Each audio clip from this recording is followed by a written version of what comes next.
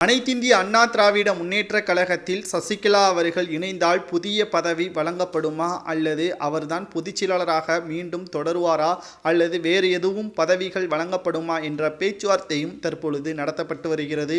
இதை பற்றி சசிகலா அவர்கள் கூறுகையில், முதலில் அதிமுக ஒன்றிணையட்டும், அதற்கு பிறகு என்ன பதவி வேண்டும் என்பதை தொண்டர்களோ அல்லது தேர்தல் மூலமாகவோ நடத்திக்கிடலாம். முதலில் அதிமுக அரியணை ஏற வேண்டும். ஒட்டுமொத்த 234 தொகுதிகளிலும் அனைத்திந்திய அண்ணா திராவிட முன்னேற்றக் கழகம் வெற்றியடைய வேண்டும். அதுதான் நம்முடைய இலக்காக இருக்க வேண்டும் என்று சசிகலா அவர்கள் கூறியுள்ளார். தற்பொழுது கள்ளச்சாராயம் குடித்து 58 நபர்கள் உயிரிழந்திருக்கிறார்கள்.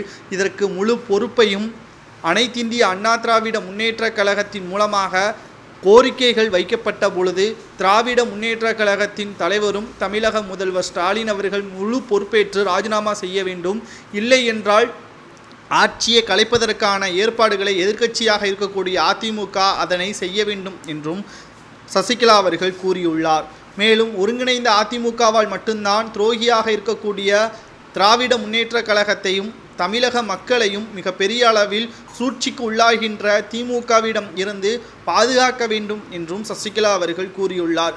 எனக்கு பதவியோ பட்டமோ முக்கியமில்லை. புரட்சித் தலைவர் எம்ஜிஆர் அவர்கள் உருவாக்கிய அதிமுக, புரட்சித் தலைவர் ஜெயலலிதா அவர்கள் சிறப்பாக வழிநடத்திய அதிமுக கவலைக்கிடமாக தற்பொழுது இருக்கிறது. அதில் இருந்து மீண்டு வர வேண்டும். குறிப்பாக அதிமுக ஆட்சியை கைப்பற்ற வேண்டும்.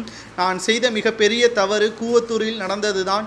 மீண்டும் அதை நான் ஞாபகப்படுத்தவில்லை. அனைவருமே அதிமுகவின் உரிமைக்காக, அதிமுகவின் வெற்றிக்காக போராட்டம் நடத்தக்கூடியவர்கள்தான். நிச்சயமாக இதுவே நமது இலக்காக இருக்க வேண்டும். வெற்றி என்பது நாம் ஒற்றுமையாக செயல்பட்டால் மட்டும்தான் அதை வெற்றியை கொள்ள வேண்டும் என்றும் தற்பொழுது சசிகலா அவர்கள் வெளியிட்டிருக்கிறார். பதவி எனக்கு வேண்டாம் என்று கூறியிருப்பதால் எடப்பாடி பழனிசாமி அவர்கள் சசிகலாவை அதிமுகவில் இணைப்பாரா அல்லது ஒருபோதும் கட்சியிலிருந்து நீக்கப்பட்டவர்கள் அதிமுகவில் இணைக்க மாட்டோம் என்று கூறுவாரா என்பதை வரக்கூடிய சட்டமன்ற தேர்தலின் பொழுதுதான் தெரியவரும். பார்க்கலாம் என்ன நடக்கிறது என்பதை. ஒட்டுமொத்த அனைத்திந்திய அண்ணா திராவிட முன்னேற்றக் கழகம் வெற்றியடைவதே தான் எனது இலக்கு என்றும் சசிகலா அவர்கள் கூறியிருப்பதை பற்றி உங்களது கருத்துக்களை மறக்காமல் கமெண்ட் வாயிலாக கூறுங்கள்.